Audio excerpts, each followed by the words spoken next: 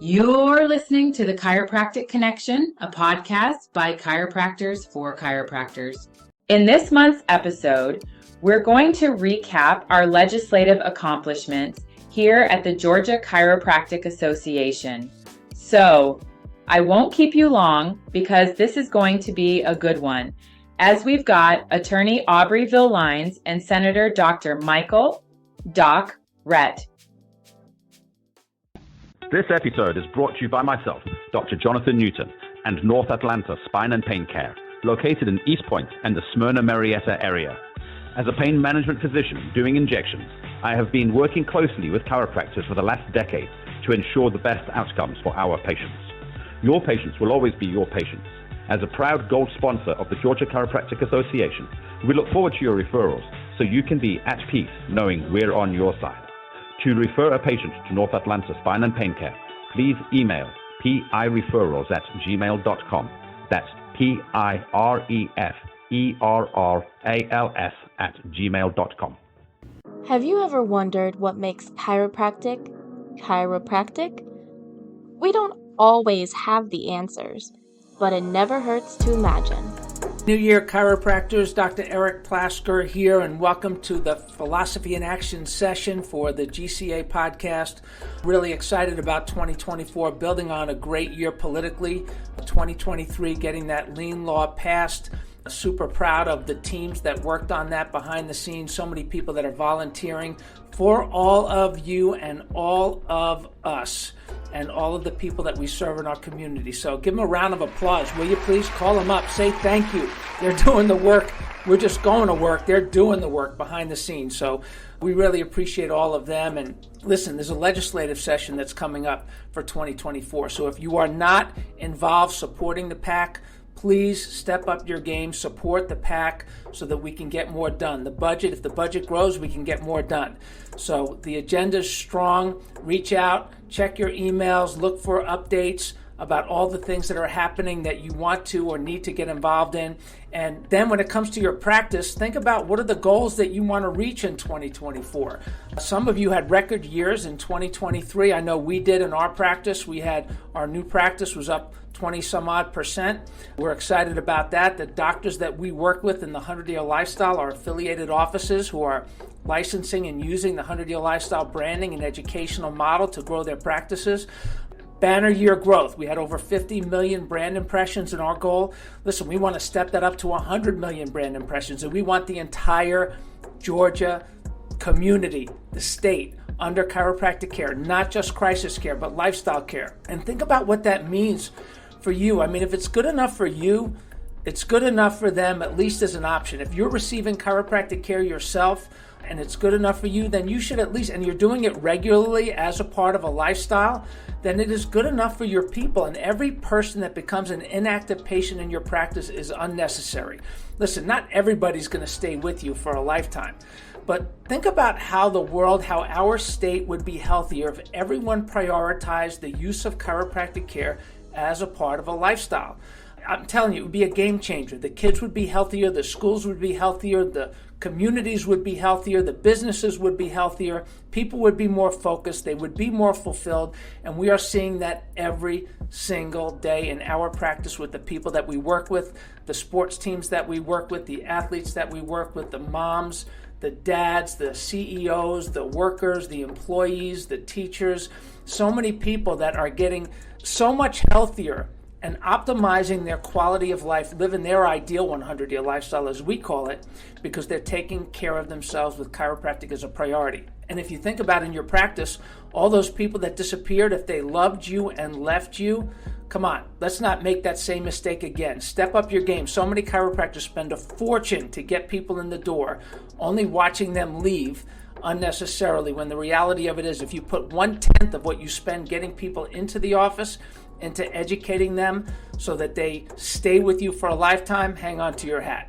The difference that you would make would skyrocket. The volume of your practice would skyrocket. The cash piece of your practice would skyrocket, and you wouldn't compromise one piece on the front end. So listen, the world is in desperate need of new leadership, new healthcare leadership. Chiropractors at the core of my being, we have the answer. starting out my 39th year in practice this year. I have been practicing over 5 decades. I opened my first practice in 1986. Can you believe that? So the 80s, the 90s, the 2000s, the 2010s, the 2020s. Here we are, 5 decades, spanning 5 different decades, feeling like a kid in a candy store because of what we have, this amazing gift called chiropractic. So let's take it to the masses. Let's take it to our people. Let's get lots of people under chiropractic care, lifetime chiropractic care, living their ideal 100-year lifestyle. I'm proud to be a sponsor of GCA. Please get involved, step up your game, support the PAC, support this legislative session, bring your friends, and we'll see you at an upcoming event.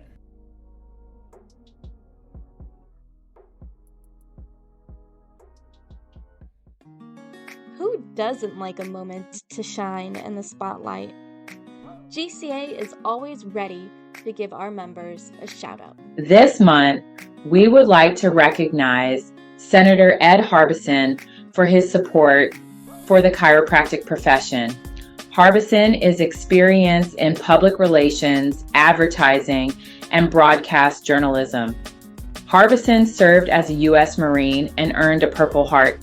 His legislative efforts include the following: getting Georgia designated as a Purple Heart state, established a separate court for veterans in Georgia, established the Military Hall of Fame, and a bill that authorized the consolidation of Chattahoochee County and Cusseta. During last year's legislative session, Senator Harbison was able to push SB 168, our lien bill, through the Rules Committee, where after years of advocacy, chiropractors in the state of Georgia were finally included in the Georgia lien statute. We're super grateful to you, Senator Harbison. Thank you for all you do for this country, state, your community, and for the chiropractors of Georgia. What better way to make every day your day than by learning how to treat yourself? Here is today's wellness tips. Hello everyone, I'm Dr. Patience Canty. Thanks for joining us on the Georgia Chiropractic Association podcast. This month's episode is going to be a positive spin on the difference between resolutions and goals and how that can impact our new year. So first of all, a resolution is the outcome that we want to see. So great examples would be, I want to increase growth in my office. I'd like to lose weight. I would love a better relationship with family and friends. Now, the goals are going to be those steps to achieving the original resolutions. So examples of those would be, I'd like to see maybe 5 or 15 new patients per month. I'd like to lose 30 pounds by June. I'd like to see or talk to my friends and family more. Here are 3 ways that we can better achieve implementation of our goals and accomplish any resolutions that we have for the new year. So first, we don't want to choose any more than 3 to work on at a time in a given area. So maybe you are going to create 3 resolutions and then follow up goals for your personal life, and then another 3 for the business, and then another 3 for any areas that you choose. But you don't want to choose any more than that, because sometimes we can just do too much, and that can lead to overwhelm, which could possibly decrease our motivation and then lead to us giving up on the fact that we're not making progress in any one direction. The second thing that we want to do is make sure that we're placing our goals somewhere that we can see them every single day. So for you, this may be a board in your break room at your chiropractic office, or this could be perhaps in your planner, maybe even on your bathroom mirror. Another great option would be your home or lock screen on your phone, or even computer or laptop. The third thing is we want to create smaller action steps that are based off the goals. So if we revisit our examples from earlier, for the growth in the office, the smaller goals would be visiting 1 health fair a month, or maybe you're taking professionals to lunch or dinner 3 to 5 times a month, or whatever you decide is feasible for you and your business. The next example we had for losing weight. So maybe you're implementing a daily step goal. And then in terms of bettering relationships with families and friends, perhaps you're going to call one family member or friend on your ride home from the office, or you're going to set up lunch or dinner or a hangout session with some of them a few times a month. All of these are great examples of how to really chunk down the things that we want to accomplish so that they don't seem so formidable. Now, if any of your goals seem too daunting, I encourage you to just complete one task, just one off of your action list. Our brains release dopamine when we complete individual tasks. And so why not give our brains a little boost of dopamine by choosing that one task to complete and move closer to the goals that we want to accomplish instead of avoiding them? We all know that sometimes it's much easier to keep going once we've gotten over the hurdle of starting. And so it's really, really important that docs, we just start with the one task. Again, I'd like to thank you all for tuning in to this month's wellness segment, and we can't wait to speak to you guys next month. And now for the moment everyone has been waiting for, starring this month's experts. All right, welcome back everyone to the next episode of the Chiropractic Connection. Happy New Year. It's 2024. Can you believe it? We have made it to the new year. It's amazing. This year, as you know, we like to start off always with legislative information. So, of course, I had to bring our dear friend, Attorney Aubrey Villines, back so that we could talk about what we did in 2023 and then what's coming up for 2024. Aubrey, Happy New Year to you. Thank you. Happy New Year to you. Good to be here with you. I'm excited to have a conversation today. Good to see you Good always. to see, always. We had a good session. An excellent session. We passed the lien law, as everyone knows, and it went into practice on July the 1st. And it's the same process for the medical doctors and everyone else that it is for us. And once you get familiar with the process, it is not difficult. But I would emphasize to all our doctors out there that if you choose not to use the lien law, you don't have to use the lien law. You can use everything at your disposal that existed prior to the lien law passage. So I've had some people say, well, it's a lot of work. I said, yes, it is. But if you choose not to go that route, you don't have to do it. So it takes nothing away from you. It just gives you another tool in the toolbox to get your payments. Right. That's it. And then we have, GCA has a webinar, I believe, like they can go on, watch it, or sign up for the class. Is it a class? There is a webinar. I know I sat in the class with you. Yes, we did classes in Savannah. We did 2 in Atlanta. Mm-hmm. And we now have a webinar. You can go on the GCA website and take the class there, and explains the entire process. As I said, the process is not difficult, but it's like any procedure. You have to get used to it and have to set your staff up to do it. Mm-hmm, absolutely. I mean, it's definitely something we want, and not everything. We fought for it for so long, so we definitely should utilize it. Are we at any risk of losing the lien law, or is it coming back into question where we wouldn't have it? You know, the Hospital Association has made some noise that they'd like to amend the lien law. And I don't see how they can actually amend it that would hurt us. What they'd like to do is possibly take out the section having to do with filing with the insurer before you enforce the lien, perfect the lien.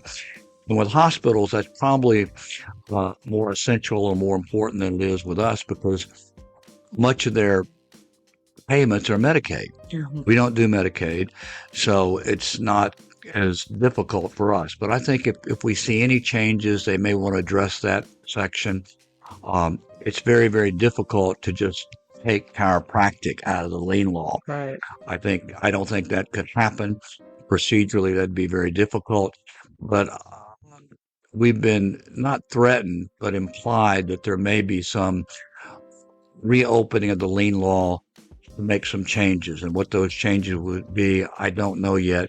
But I think the most obvious one having to do with filing with insurance prior to enforcing the lien. And that's for everybody. That's just not for chiropractic.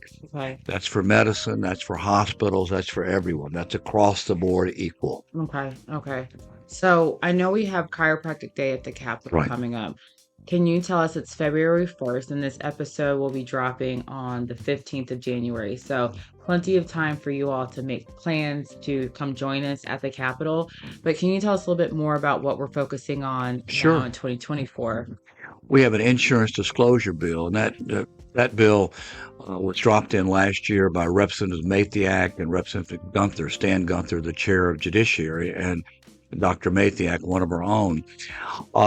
That bill is an important bill. I think potentially, it could have greater ramifications than the lien bill. And basically what it says that if you send a written request to the insurance company asking the insurance company, how much have you paid for my services? They have to send back and say, this has been paid to this doctor, this has been paid such and such. And that's important because right now, in dealing with some of the lawyers we deal with and some of the individuals we deal with, we're really not sure where that med pay has gone and how much it was. And then they tell us, well, we're going to have to cut your bill because we didn't get this and didn't get that. This is a way of disclosure where we see how much has been paid out. It's directly related to the services we rendered. That's really, really important legislation. We think it will pass. Last year, we just didn't have enough time. There was really no opposition. It passed the House. It passed out of Senate committee. It went to the floor of the Senate. And we just ran out of time. We just ran out of time. It's in Senator Larry Walker's committee in the Senate. We hope to move it fairly early and to pass it. And I think you're going to see it's another weapon or another tool in our toolbox to use to make sure that we get paid and get paid fairly what our bill is. And it's Senate Bill 362, and that's the number. We have some other legislation that we're looking at, we'll be following. The PTs are going to potentially, they were going to look at basically relieving some of the supervisory requirements they have in their practice, which would make them even right now, even though they are independent in certain ways and their private practice, they want to even take more restrictions off in certain settings. And we have no position on that. We're not opposing it.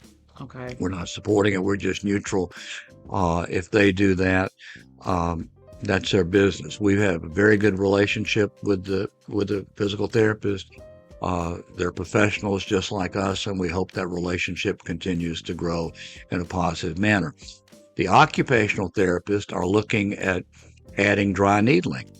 And there's been some talk within our profession for years that we'd like to have dry needling.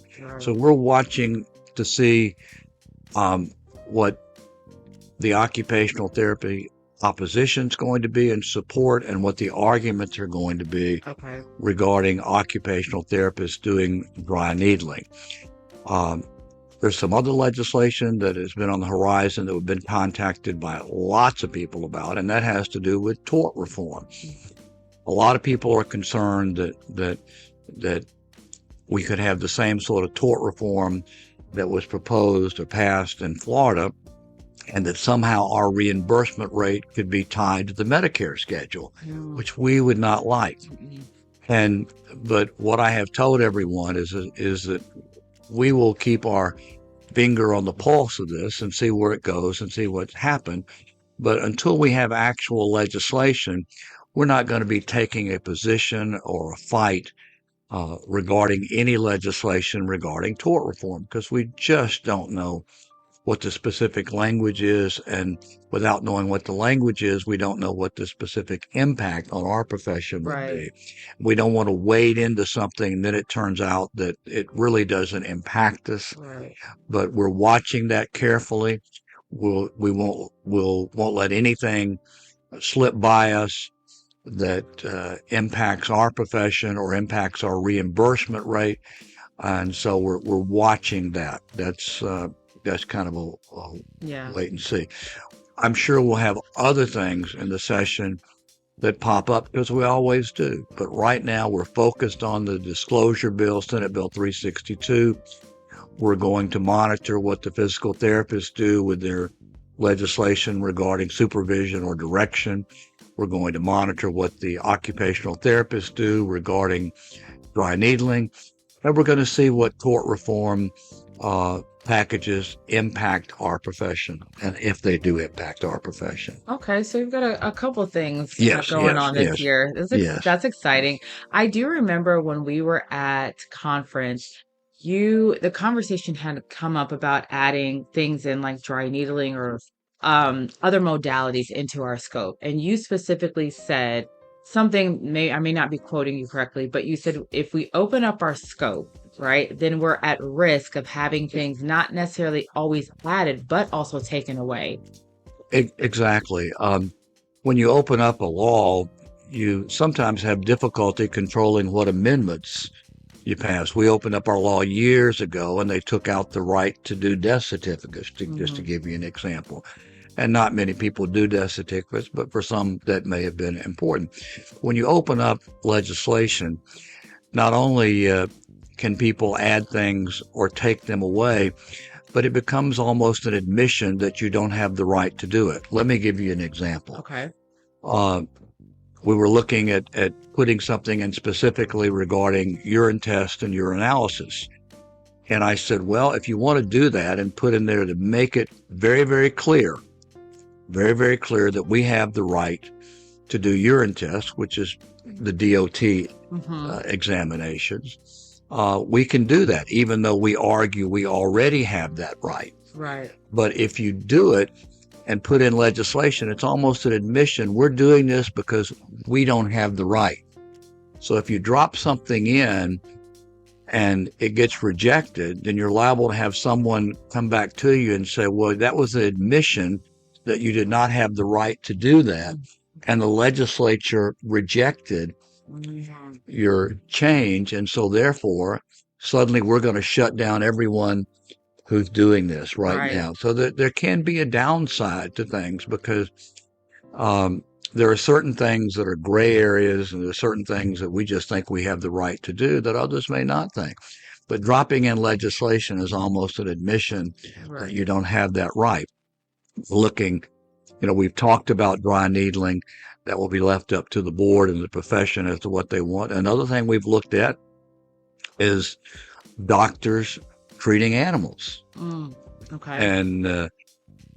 And there's a provision in the law right now under the Veterinary Act which allows for us to do that under that.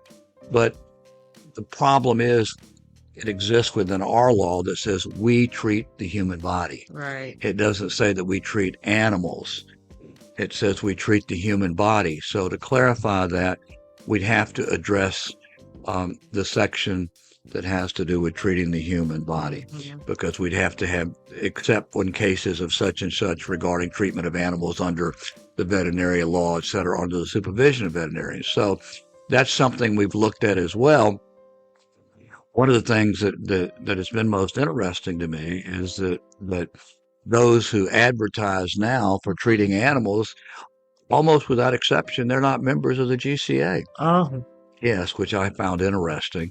And so we would hope that they would choose to join us. And if we're going to do something that benefits them, we would hope they would recognize that and become members. Absolutely. So anyway. Yeah, well, those are great points. I mean, if you're out there and you're practicing and seeing animals and you're not a member, this is your invitation to come and join us so that we can help have these conversations. And this is why we sit down with Aubrey, because it's important for us to know as practitioners what's really going on behind closed doors and in our legislative scope, right? And in our scope of practice, a lot of times we sit in our office in our little corner of the world and complain about things, but are not active. So with that being said, can you tell us what do we need to be doing again this year to kind of help make sure the insurance disclosure bill gets passed and some of these other things? What's our call to action from you? The legislature is about relationships. It's just that simple.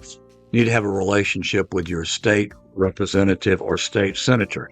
By that, I'm not talking about your federal legislators. I'm not concerned about that. That's another forum entirely different from this. But from your state legislator, meaning your House member, your Senate member, you don't know who that is, you can call voter registration, and they'll tell you in your county who all that is. You need to have a relationship with them. You don't need to be introducing yourself at the same time you're asking for a favor. Pick up the phone, call them, text them, email them, and tell them who you are, introduce yourself, and say, I'd like to have you come by the office and see it someday. I'll be at the Capitol on Chiropractic Day on such and such date.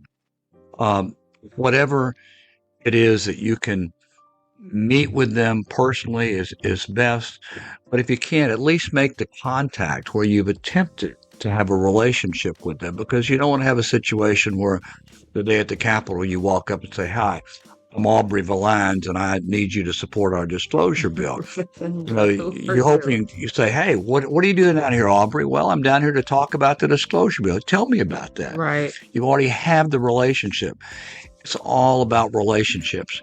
Now, if you're not a member of PAC, you need to be a member of PAC. Mm-hmm. You need to money. Legislators, to get elected, it takes a lot of money in the election. PAC checks allow us to have greater accessibility to legislators by donating in their campaigns. You don't buy votes, you don't buy support, but if you will write a check for them, they will know that, hey, they're interested in politics, they're interested in me, they're interested in keeping me elected by writing this check. If you write a check to the PAC, it helps us greatly. I've said over and over again that if you do anything other than x-rays or the adjustment, anything, nutrition, insurance, all this stuff. The right to request MRIs. Yeah, you're right. The GCA gave you that right. That's right. So don't sit there and tell me we've never done anything for you. What have you done for me lately? Or no. The lien law, everything, copay things, being able to testify an expert witness, being able to have your records go in, like medical doctors, all these things the GCA did. Nutrition, nutritional advice. We did all this. And so don't tell me that what does the GCA do for me? What have you done lately? Well, we can tell you what we've done lately. We can give you a list of pages we've done for years. And if you're just benefiting from our hard work, being a third-party beneficiary, then you become a mooch. Mm-hmm. I'll just say it. You become a freeloader. And you need to get involved in the fight. Absolutely. Because GCA fights for the rights of all chiropractors. All chiropractors. It doesn't matter how you practice, what your technique is. If you're in the far corner of South Georgia or the top Northeast corner, it doesn't matter. The GCA protects and fights for everyone's rights. Thank you. And so everything that we do here is for every single individual. So if you don't know what we do, I do think that on our website, we have a list of things that the GCA has accomplished over the last, 30, 40, 50 years plus, in addition to what's coming up. But I think we'll also feature it on the podcast, and we'll run down some of the highlights because, like Aubrey said, some of the things that you are going to do today in practice, you did not have the ability to do that. Some things surprised me. Like, I think it was the MRIs that was in, what was that, the 90s that got passed? Like, that was surprising to me. So, there's quite a bit of things. So I hate to hear that conversation. And I 100% agree with you that you're freeloading if you're not giving back. And don't sit over there and complain about it either. Just come join us. I think the right to do MRI is a little bit later than the 90s. It might have been in 2000. I forget exactly. But it was late. And everything, all the therapies we wrote. And we don't care what association you belong to. When we pass legislation, everybody benefits. When the tide comes in, all the boats rise. And we have members that belong to our association and to other associations. There's nothing wrong with that. But understand, when we pass a law, if we pass something that says chiropractors can treat animals, it's not going to say only if you're a member of the GCA. Right. You're going to benefit if you're not a member of the GCA. Right. But we ask ourselves sometimes, why are we doing things specifically when we have a huge group that's not a member? Yeah. And so we would ask you to belong because it takes money to do this. Yeah. It just does. An You effort. can't keep leaning on the same 20, 30, 40 No. people who are doing a lot of the work for the entire profession. We have several thousand chiropractors in this state. There's enough, it's the commitment to join GCA is very small. You're probably going to spend more of it on lunch today than you would a month, right? So it doesn't cost a lot. No. And it goes such a long way. And, when you look at other professions that have, their practitioners pitching in and part of their state associations, they're in the millions, right? Like their dollars are millions of dollars, and we're trying to get there. So, and it's not because we can, it's just because we need you to join us. So, and the profession works tirelessly for you from 7 on Wednesday to 7 at night, from 7 yesterday to 7 at night. I was at receptions and breakfasts and dinner on behalf of this profession. Now, I can tell you, I saw no one else there that was representing any other association. It was just the Georgia Chiropractic Association. And all those functions are for committee members and for individuals, and they're very, very important. They're very, very important. How long, can you remind or tell our audience, for those of you who don't know Aubrey, how long have you been serving as our attorney for the GCA? I think 1979, a long time. I was 12. You started early. That was before the child labor laws. It was right out of the Army. So it's been a long time. And I think it was in 1979 that we passed insurance equality. It might have been 1980. Okay. And then we passed the therapies a few years later. We passed hot and cold, nutrition, nutritional advice, exercise. All these things did not exist in your law until the GCA wrote them in. Yeah, absolutely. And you're right to practice during COVID. You can thank Dr. Karen Mathiak for that one, because we weren't included in that. So thank you for bringing that up. If you practice during COVID, you can thank the GCA. When we were included as essential providers, but we weren't initially. And a lot of states and a lot of jurisdictions, even in this state, we had people tell chiropractors they had to close down. We said, oh no, we're in the executive order that says we're essential providers. And Dr. Karen Mathiak, with us, but she led the fight, said, I'm going to make sure we're in there.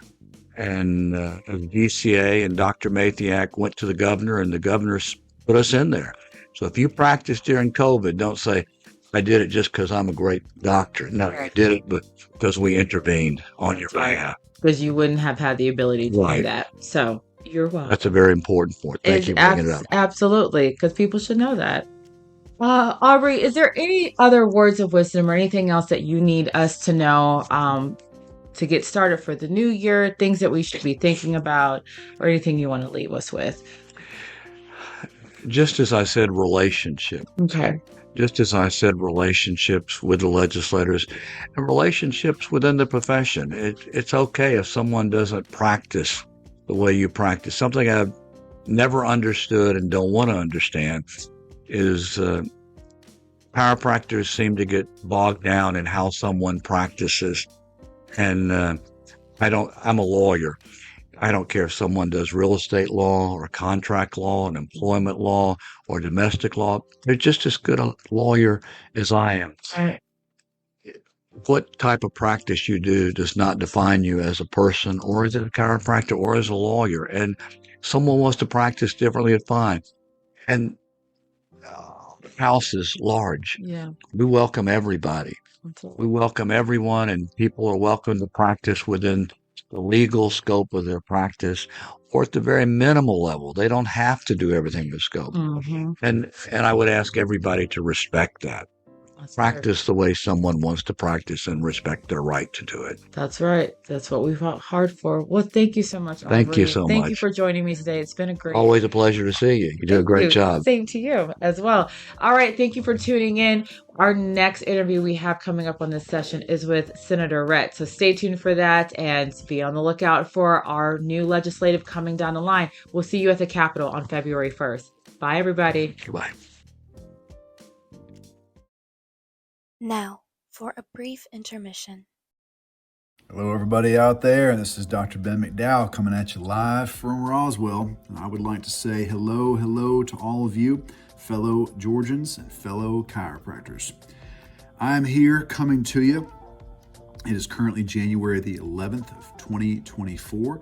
Our legislative session has begun. And if you didn't know it, one of our own, Dr. Karen Mathiak, is a representative down in Griffin, Georgia, in District 74 of the Georgia House of Representatives, and she is out there fighting for you, chiropractors, for all of us, and to make everything better.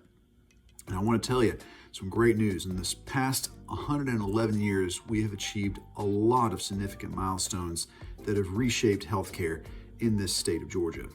In 1921, if you don't know, we did celebrate the passage of our Chiropractic Practice Act, which was a landmark achievement. It paved the way for improved healthcare delivery with chiropractic. This commitment to progress didn't stop there. We recognized the need for a unified voice, leading us to form our Political Action Committee, which we call the PAC. With Aubrey Villines, who is our General Counsel and our lobbyist, we have navigated the political landscape, which is a rocky one, to champion chiropractic care, and we've really broken barriers, which has been awesome. In 1972, Medicare began covering chiropractic care, ensuring that Georgians had much more access to holistic and non-drug approaches to health. We also fought for insurance equality right here in Georgia, leveling the playing field for all of us chiropractors, which, as we know, is a great thing. We're still fighting for that, still pushing forwards. We also recognize the need of our practice as our profession was evolving, and we worked to make sure we expanded our scope, which we did do. Under direct supervision, chiropractic assistants can perform procedures, and chiropractors can refer patients to appropriate healthcare providers. And back in 2006, the Attorney General ruled that chiropractors can refer patients to MRI scans, which, as you know, we all love to do. Our scope expanded further to enable us to include modalities like therapies, nutritional counseling, other things like that, which enabled us to provide comprehensive chiropractic care. Now, in 2018 was a huge landmark. That was when Dr. Karen Mathiak became the first chiropractor to serve in the Georgia House of Representatives. In the face of challenges during the pandemic, the GCA and Dr. Karen Mathiak asked the governor to declare chiropractic and chiropractors as essential healthcare and essential workers. That enabled us to stay open if we chose to during the pandemic, rather than some states having to close down. So as you can see, our commitment to health and well-being of Georgians remains unwavering. In 2021, we championed the fairness by passing a fair copay legislation, which facilitated collaboration between chiropractors and medical doctors through a bill that simplifies the formation of corporations as well. And finally, most recently, we secured our place in the Georgia's existing lien law, ensuring that chiropractors are recognized for our vital contributions to healthcare. As we look back on that journey, let's make sure we stand united. Let's make sure we stand together in the pursuit of better healthcare for all Georgians. Together, we've made history, and together, we're going to shape the future too. I would ask and implore you to join the Georgia Chiropractic Association's Political Action Committee, or the PAC, if you haven't already. This year, we plan to make a great difference in the healthcare profession as we advocate for insurance disclosure bill. This bill would provide clarity on payments and ensure all healthcare providers receive fair compensation for their services. So I ask you to become part of our history. For as little as $21 a month, which isn't a lot, I pay more than that for coffee each week probably, you can ensure that this bill stays alive and becomes a law this summer. For more information on how you can become a GCA Political Action Committee PAC member, visit gachiro.org or email gca.pac, that's gca.pac @gmail.com. I look forward to seeing all of you February 1st for Chiropractic Day at the Capitol. Until next time, let's let them have it. Why choose Barber Orthopedics and Spine over a traditional hospital? Our award-winning orthopedic surgeons specialize in all parts of the body. We utilize cutting-edge technology with the most modern advances in medicine. We are on a mission with you to address your totality. We treat the person, not just the symptoms. Your wait is always 15 minutes or less because we value your time. We are privately owned, and we get you the personal VIP treatment you won't get anywhere else. We are a proud partner of the Georgia Chiropractic Association and offer our support to the entire chiropractic community. Barber Orthopedics and Spine, exceptional care you can count on. Now back to our featured interview. And we are here. We have a special guest that I'd like to thank for attending. This is Senator Michael Rhett, aka Doc Rhett. So Doc Rhett is a senator. I was selected he was actually the first African-American senator selected for Cobb County, and that was back in 2014. He has such a rich history. You got a rich history. I mean, I can't even keep up with it. So, okay. So he was born in California? No. New York. Yes. Okay, I apologize. That's How all dare my we? way. Yeah, it is. So he was born there, and you resided where? New York City. That's where I was Mm-hmm. born and raised at. Mm-hmm. Then I joined the Air Force and traveled to see the world. So how was that experience in the Air Force? It was an eye-opener. Had to grow up, develop some self-discipline, and learn how to build structure in my life and work with people Mm-hmm. of different backgrounds in order to maintain focus on the mission or our goal. And that's helped me throughout life. How old were you when you joined the Air Force? I was in my 20s. I was a young pup. But it did you good. I'm sure your family was very proud of you. Yeah, I was playing a game of pool with a military recruiter. And if I won, I was supposed to get $50. And if I lost, I had to enlist in the Air Force. And that's how I started my career. You lost, huh? And we won because we were fortunate enough to have you serve, and we thank you for your service. Amen. So after you finished the Air Force, well, actually, you were in the Air Force Reserves for about 25 years, correct? Active duty, Air Force Reserve, and Air National Guard. I served in all three branches of the Air Force. That's a lot. That's a Mhm. lot. You're a bit young to have served all of those branches. Duty calls, proud to serve. Well, you are now a member of different committees within the Senate. So you are a member of the Senate Finance. Yeah. You're a member of the Rules Committee. Mhm. You're a member of Judiciary Committee, Mhm. Regulations, Industry, and Utilities Committee, Redistricting Committees. Mhm. And the degrees, like I mentioned, you had more than most of us. So you do have associate degree in community from a community college of the United States Air Force in administrative management. You also have a bachelor's degree in communications and Afro-American studies from the State University of New York. You have a bachelor's degree in business education from the University of Central Oklahoma. You also have a master's degree in educational leadership from the University of Central Oklahoma.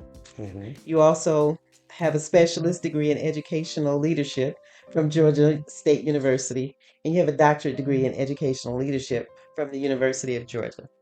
Yeah, going to school and being in the Air Force was a way of helping me to keep a check and balance on myself. Mm-hmm. If the Air Force allowed me to continue my career, that means my life wasn't too far out of tilt. If I was going to school and I wasn't flunking out, then my life wasn't too much out of tilt. So I knew I had a balance there. Plus, a little prayer too always helps. Yes, Mm. definitely. I'm sure you did a lot of that. I mean, from what I'm reading, you had to do a lot of that. You are also a retired Master Sergeant from the United States Air Force that you served for the 25 years. Also, you have received the United States Air Force Meritorious Service Medal. Meritorious Service Award. Okay, Meritorious Service Award. Mhm. So what was that about? Had a good career, Mm-hmm. made things happen when they needed to be, and they appreciated my work. So they gave me the Meritorious Service Award That's for awesome. service above and beyond. Absolutely, absolutely. Mhm. And again, thank you for your service. What do you want? So, being a senator, Mhm. there are lots of people who might wonder, what is it that a senator, what are their duties? pertaining to, well, we're chiropractors, and a lot of chiropractors will hear this podcast and they will see this podcast. But what exactly does a senator do? Senator passes legislation that enhances the lifestyle of our citizens. Just like, for example, one bill I was able to get money put in for is for seniors who live in nursing homes. Yes. And on Medicaid, well, their personal allowance they were receiving for toiletries was $20 a month. And they hadn't had a raise in that in probably a number of years. You know, you go to the store and buy some toothpaste and deodorant, you probably That's $20, yeah. So we're able to increase that to $70 a month. Okay. So now not only can they go by the store and get their toiletries, but they can also stop by Chick-fil-A and get a burger. So is that in conjunction with the Medicaid or Medicare that they get? Medicaid, they get. Then I had another bill that I passed, whereas people who are they were arrested, served time, and they're coming back into society, recidivism. Yes. Well, I passed a bill to help them to be able to get a valid Georgia driver's license. Wonderful. And also, or a valid Georgia photo ID. So that when they come back in society, that gives them a leg up having an identification or a driver's license so that they can make that pivot, that paradigm shift, that recidivism back into society. Yes. And there's a number of other bills that I've passed that enhance the life of our citizens in Georgia. We are so fortunate to have you there advocating for things like that, for to improve the quality of the lives of the citizens. And when we talk about people who are incarcerated, it's important that they have that support as they transition from the institutions to members of society.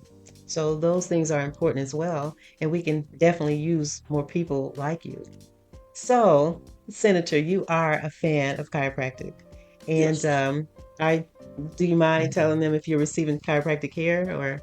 Yes, I do. For my back, periodically I come to visit your place and get an adjustment or two. And it's, you know, every time I get the adjustment from you and go out and play golf, it helps my golf swing. I am so happy. So if you ever win money, then I can get half of it because I help improve your. Well, I said I play golf. I didn't sound great at it, but I can't get up and down.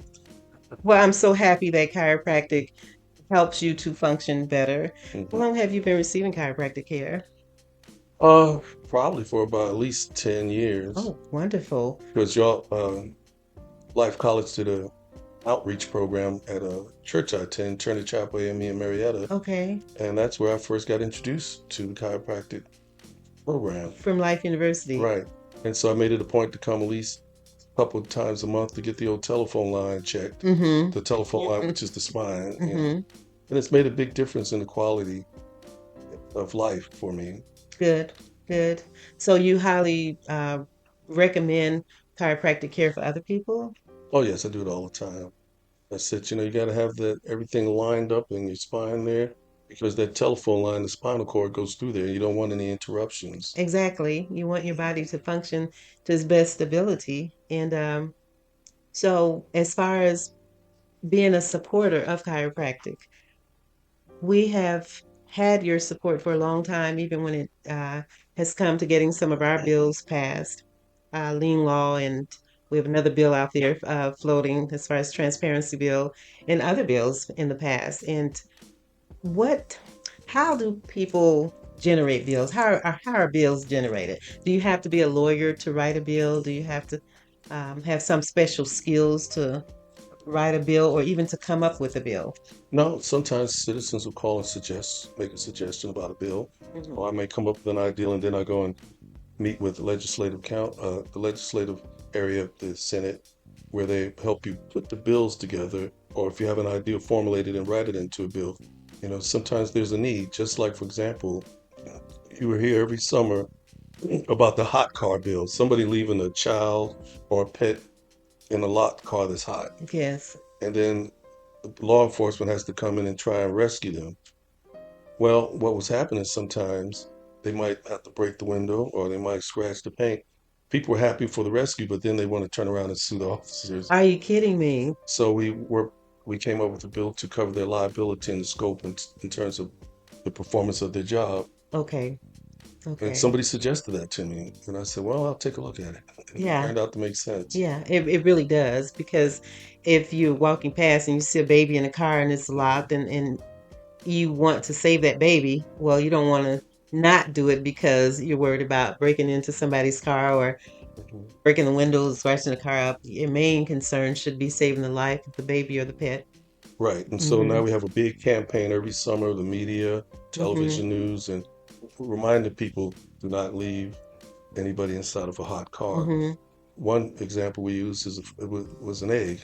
We dropped an egg inside of a car and locked it. And by the time it heated up, it was ready to be served with bacon. It's breakfast. Oh, wow. I Just to wouldn't have exhibit known how that. hot Yes. it gets in a car. Yes. It doesn't take much to causing a harmful effect on. Absolutely. And then we should definitely, when we get out of the car, just look back just in case to see if we left anybody, even though we kind of know maybe we didn't have anybody in the car with us. But Yeah, and sometimes when I get out the car, I look back and make sure I didn't leave myself in there. right. Like, wait a minute, am I still in that car? So how did you come about at this prestigious position, and why? Oh, did a lot of work in the community, serving others, helping people with different programs, different organizations such as Kiwanis, Rotary, Austell Task Force, American Legion, and then it just kind of evolved from there. But most of my life has been serving community and country as an educator and as a person in the military. So it just kind of came together Yes. that somebody might suggest, well, why don't you think about taking it to another level? Yes. Yes. When someone suggested that, did you think, oh, well, I don't know, or did you think, oh, okay, that sounds like a good idea? What was your initial reaction? Well, I asked them, are you serious Right. or delirious? And they said they were serious. I said, well, we'll see what happens there. Ran for one office, commissioner, and lost. But when I lost, I stayed involved in the community Okay. and worked with people and organizations to help enhance their goals, organizational goals. And people appreciated that. Absolutely. Using my talents not just for me, but to help others. Yes. Quality of life. Yes. Yes. Totally unselfish. Totally giving. And also get it from my parents. My parents were very involved in community, worked for the Board of Elections, working with the school system, so help providing food drives for people in the community. So it just kind of also evolved from being around them. You had good role models, and that's very important. Amen. Yes. So when I asked, can anyone write a bill, and you said sometimes people will call you and suggest it, what is the process for a bill to become a law, if it's going to become a law? Well, you get with legislative counsel and you work up the bill, get the legal terms, and then you present it in the Senate. And then they assign it to a committee, different committees, such as finance, health and human services, different committees. And the committee, once it gets there, they'll look at the bill and look at the merits of the bill. Okay. Is it something we need, or is it something we already have? Or is it something we need, but we can put a little bit of improvement with it?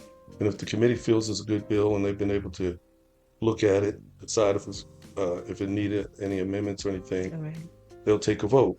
And then once they vote on it, if they vote in favor, then it goes to the Rules Committee, which I'm on. And the Rules Committee will decide whether or not your bill will get to the Senate floor for a vote. Okay. If they think it's a good bill and they pull it, then they present it. It goes from the Rules Committee to the General Calendar. And the calendar will decide when your bill comes up for a vote. Now, there's 56 senators, so you have to get the majority of them to vote for your bill. And once it passes there, it goes across to the House. Okay. And in the Wow. House, they have about 180 people, representatives. And so it goes to a committee. The House will assign it to a committee, and the committee in the House will look at it and decide the merits of the bill. Is it good? If it needs improvement, or maybe we don't need that bill. But if they approve it, then the committee will vote, and if you get the majority vote, then it goes to the House Rules Committee, and you have to go up there and convince the people in the House Rules, this is a good bill, will you pull it so it can go to the House floor for a vote? Then if it gets out of there, it goes to the House floor, and they have to call it up on the general calendar, and they'll vote on it, and you have to get the majority of people to vote for it who are in the House out of about 180 people. I'll give you an example how that worked. I had a bill, the bill I was talking to you about earlier in terms of getting driver's license, state photo IDs for inmates, Yes, recidival, coming yes. back into society.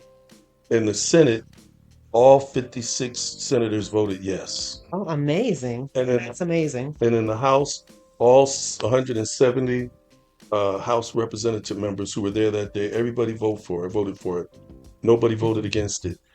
It's not That's easy to do outstanding. that. I know from, You hear about yeah, gridlock in the news in politics. yeah, Well, I was fortunate and blessed to be able to bring people together to say this is a good bill, and everybody voted in favor of it. that was fabulous. Then if it passes both houses, then it goes to the governor desk. He can sign it into law, or he can veto it because he doesn't like it and send it back for revision. Wow. But if he doesn't sign it at all, then what happens is it eventually become law. Wait, if he does, If he signs it into yeah. law, or if he lets it sit on the table and doesn't do anything, it can still become law. I did not know that. I'm sure if I didn't know, a lot of other people didn't know either. So it Okay. takes a lot of work to try and get a bill, get enough people in the committees in both houses, the rules committees who decide if it go to the floor for a Yes, vote, and yes. then when they actually go to the Senate and the House for a vote. Got you. It takes a lot of work. And You have that to know is. you have to know how to build relationships with people. So what's the best way, speaking of building relationships with people, what's the best way for me or my neighbor or organization to build a relationship with their legislators? Come visit the town hall meetings. Sign up for the newsletters. Okay. If you have any question, give us a call. Okay. We're always open. Some of my best bills have been from people who called me, and I said, I don't know if that one's going to work, but then it did. It did. Yeah, just like one bill I had was Susan G. Coleman, breast cancer bill pertaining to breast cancer. They would call my office. Everybody calls me Doc. My first name is Michael, but they would call my office and ask for Michelle Rhett. I said, I don't know Michelle working here. But we figured it out. They meant Michael. But anyway, Oh, okay. they suggested that I carry a bill pertaining to the women's breast care. You get a free mammogram, but if there's a problem and you have to get something like an ultrasound or A follow-up. something Yeah. more, where you have to look closer, Yes. you have to pay money for that. Sometimes you got to pay a deductible, $2,000 or $3,000 or $4,000, Yeah. and just trying to wait till that happens, breast cancer can metastasize in a hurry and move.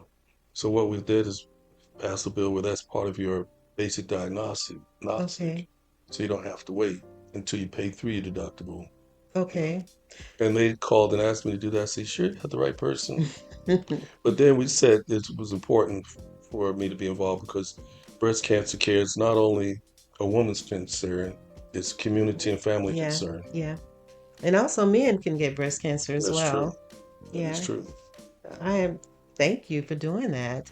I had no idea that. I knew the screening was for free, but I didn't know the follow-up or to dive deeper into the diagnosis was part of that now. So. Oh yeah, if you have to go get an MRI or ultrasound, Yeah. that costs, you have to pay through the deductible. Yes. Mm-hmm. And while you're going through waiting for that cancer, It, if you have it, it doesn't sit around and wait. right. It doesn't. It doesn't. It can spread quickly. And anything to prevent it is a help. And we appreciate it a whole lot. Thank you. Do you have a political affiliation to write a bill? I just write a bill that's pretty much, I think, is going to benefit people in society. Political affiliation doesn't factor too much into it. When I'm trying to pass a bill, I think about different committees and people I have to work with and talk and try to sit down and talk with them and see how we can make it palatable so that it can make its way through the process and become law. Or if they feel there's any suggestions on their part they think I need to put on to adjust the bill. Okay. So sometimes bills are adjusted. Sometimes we'll call it amendment. Mm-hmm. And Try usually, to perfect it. Okay. How often do that happen? Quite a bit. So you have to be flexible. Yes. And You have to be flexible. Yes. And try and look at it from different points of view, because they're trying to help you, Right. because they see the bill has potential. And I guess they want to be fair. So when it comes to writing bills or introducing bills, how common is it for those bills to have oppositions? Oh, well, it's not necessarily opposition. It's just that some may feel that there may not be a need for that bill, or we already have that in place, what they're trying to do, or they just need to give them some suggestions so that they can think about it before they bring it, and it's not a fully developed or well thought out bill. Okay. A lot of people call up all the time and talk about, I have this idea, I have that. All you have to see if it's also relevant with us, because sometimes, for example, if you got a problem with your dog, with people parking too many cars in the driveway, that's something you have to talk with your city council person Okay. or your county commissioner. That's not something we regulate. Okay. And we refer them, or if it has to deal with something pertaining to veteran care, then we might refer them to the U.S. Congressperson who deal with veteran and veterans care concerns. So sometimes we have to see if they're in the right place where they're trying to get something done, and if not, help them find the right area they need to go to. Okay. So because I can imagine, just like you said, when someone called and inquired about the testing for breast cancer, and you didn't think that was in your scope or your Well, first of all, when area. they call me Michelle, I think you got the wrong number. But then as we talked, and they felt that I can help them get it through, because I'm pretty fortunate to have a good working relationship with people on both sides of the aisle, in the Senate and the House, and try to help and work with people in their bills. If I see something that might enhance it because it's a good bill, and I give them a suggestion. And those things go a long way. People don't mind working with you. Exactly. I know for our bill, we had legislators to step up to the plate, and you're one of them, to help us rewrite it where it needed to. It had some kinks in it, and like I said, it passed. We had no idea. A lot of people don't have that idea that it took that much time for a bill to pass. So the legislators are in session. What does that mean? You're in session. Oh, the first 40 days out of the year, we meet and convene and look at legislation. And that's what it means we're in session. And we'll be starting that January 8th, Monday. Okay. We'll come together, all the legislators from across the state, and work together to look at legislation in terms of how it affects people, any good so-so bills, and try to enhance the quality of life for our citizens in Georgia. Their most precious natural resources are our people. Yes. And we want to make sure we create the least restrictive environment for them to do well in the great state of Georgia. Yes. And this is a place where you can thrive, and many people have. I really love living in Georgia.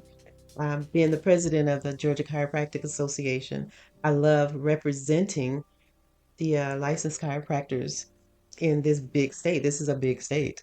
And the board, the GCA, Georgia Chiropractic Association board, we try to look at areas where we can provide more help, more support for our people, because we are taking care of the community. We're serving the communities, and we want to be the best that we can be without any unnecessary restrictions.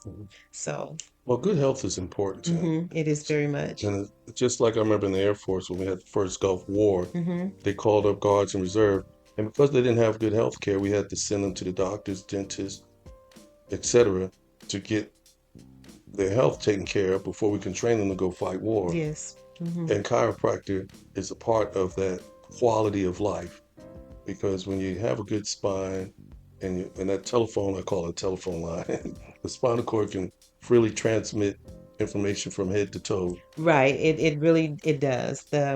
It houses the central nervous system, which is the brain and the spinal cord. Those two things. And we try to break any interference so that, again, the body can function to its best ability. There are lots of people who care about chiropractic care and they understand the importance of it. But the legislators really are beginning to understand the importance of it. We had a clinic. We had a clinic at the state capitol where people would come in and get adjusted, and we would love to start that back up. I'd love to see it. No, then I might not see you. You might not come to my clinic. But yes, thank you. Um, so we talked about what happens during the sessions. What happens if a bill is not heard during that 40-day period? Or you can bring it back next session. But what you want to try to do is get some suggestions as to why it didn't go through. Okay. And get some suggestions as what you need to do to amend it. Okay. So that it might be more palatable and make it through the process. Okay. Okay. So if it goes to the next year, and if it doesn't get heard in that year, then what? Is it thrown away, or is it you have to start back over, or? Well, if you see you try over and over and it's not succeeding, then you might want to try and go a different route altogether. Okay. Okay. I understand.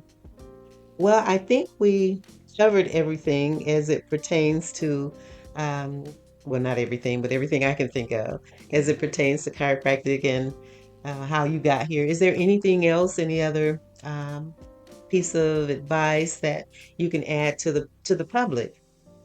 Well, I'm just an advocate for the chiropractic program. It's made a difference in the quality of my life and a lot of other people.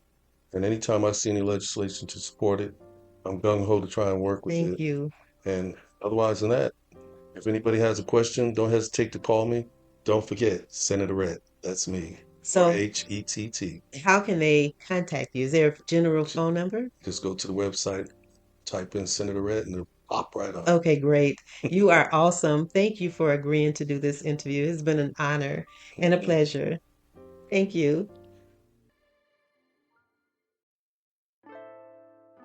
Our executive producer is Dr. Amber Jackson. Production staff is GCA Communications and Event Coordinator Sequoia Gonzalez. Our hosts are Dr. Deborah Little, Dr. Ben McDowell, and me, Dr. Amber Jackson. Special thanks to our podcast founder, Dr. Noel Steinley, and Public Relations Chair, Dr. Naila Smith. We thank you for listening, and we want to hear from you. Please send us a comment or a question to sgonzalez@gachiro.org. You may be featured in a future episode. You can also find us on iTunes, Spotify, Audible, and the GCA website at gachiro.org. Please subscribe, rate, and review us. Don't forget to follow us on your social media channels, Facebook, Instagram, and Twitter. The views and opinions expressed on this podcast are solely those of the participants and are not necessarily those of the Georgia Chiropractic Association or its employees.